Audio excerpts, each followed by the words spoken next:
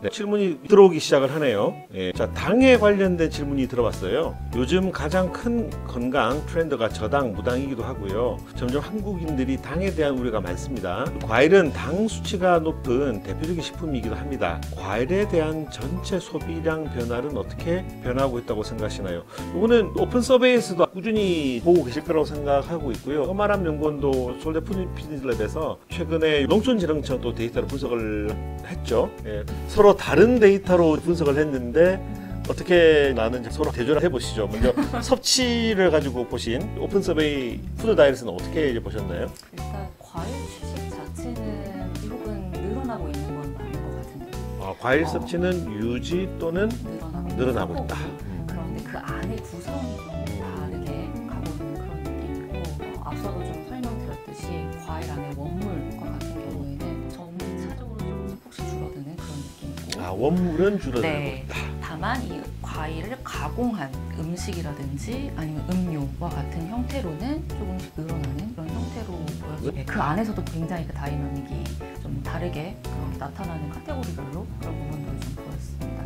탄산음료 같은 경우에 저당이든 과일 향이나 뭐 맛이나 이런 것들이 들어간 것들이 굉장히 많아지고 있고, 그런 부분들에 있어서는 더 니즈가 늘어날 수도 있는 그런 상황이라고 보여지고, 5, 60대의 과일 소비가 향후에 10년 뒤에 20, 30대들이 그 정도의 소비를 할 것 같느냐라고 질문을 하셨을 때, 저희가 해당 데이터 안에서 좀 봤던 데이터 중에 하나가 나이가 들면서 더 챙겨 먹게 되는 그런 음식이 있느냐라고 했을 때 과일이 굉장히 높긴 했거든요.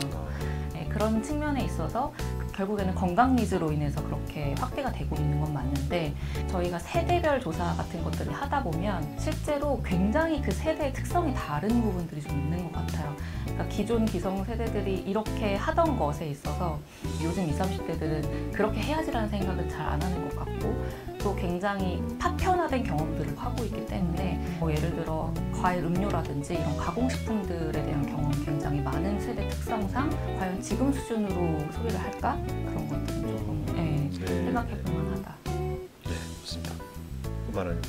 네, 저는 뭐 수도권 주부들, 50대 주부들의 데이터를 주로 살펴봤는데, 그분들의 데이터를 보면 실질적으로 과일은 구매 금액도 많이 줄어들고 구매 횟수도 많이 줄어들고 있는 상황이었어요. 근데 추가적으로 좀 뭘 살펴봤냐면, 보통 1차 가공이라는 표현을 많이 하는데, 이 과일을 원물 그 자체가 아니라 세척, 손질, 절단 이렇게 편리하게 만들어진 과일들은 구매가 계속 늘고 있더라고요. 그래서 과일에 대한 어떤 니즈는 여전히 있으나 그 불편함을 감수할 만큼 먹고 싶진 않다라는 느낌을 많이 받았었고, 당 이야기가 나와서 말씀을 드리자면, 소비자들이 과일을 먹기 위해 과일 주스를 그럼 더 먹나? 라고 해서 과일 주스를 쫙 뽑아서 봤어요. 근데 이 주부들은 과일 주스를 계속 줄이고 있습니다. 역시나 당에 대한 우려 때문에 조금 더 간단하게 세척이나 절단되어 있는 것 사지, 아예 초가공으로 넘어간 이런 주스류는 구매를 하지 않는 특징들이 보여졌습니다. 근데 그 느린다, 줄인다라고 표현을 할 때 그게 금액이냐, 양이냐, 횟수냐, 이걸 좀 명확하게 설명을 해줘야 될 것 같아요. 제가 줄인다라고 말씀을 드렸던 거는 실질 구매 금액, 즉 물가지수가 적용된 실질 구매 금액 기준으로 말씀을 드렸습니다. 그래서 정리를 하자면, 아예 생 원물, 과일은 줄어들고 있다. 하지만 조금 편리하게 먹기 위해 1차 가공된 그런 과일들은 증가를 하고 있다. 하지만 초가공된 음료, 즙, 잼 이런 것들은 다 감소를 하고 있다. 이렇게 정리를 한번 해볼 수가 있을 것 같습니다. 네, 알겠습니다.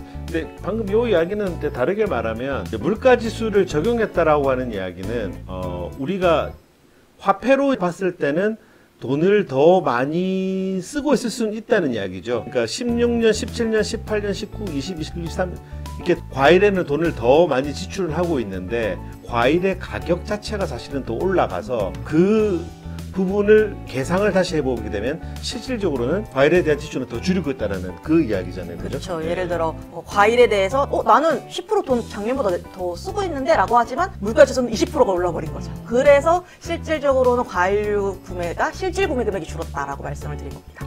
50대 주부 대상 조사였나요?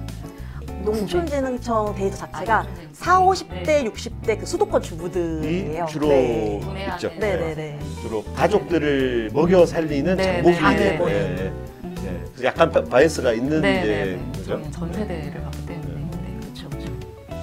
있습니다. 요거는 원물 이야기이고 방금 이야기를 덧붙였던 게 샐러드용이나 아니면 바로 집어 먹을 수 있게 절단해 놓은 과일들 그런 것들은 또 늘고 네. 있고 그런 재미있는 데이터들이더라고요. 자, 마지막 질문 하겠습니다.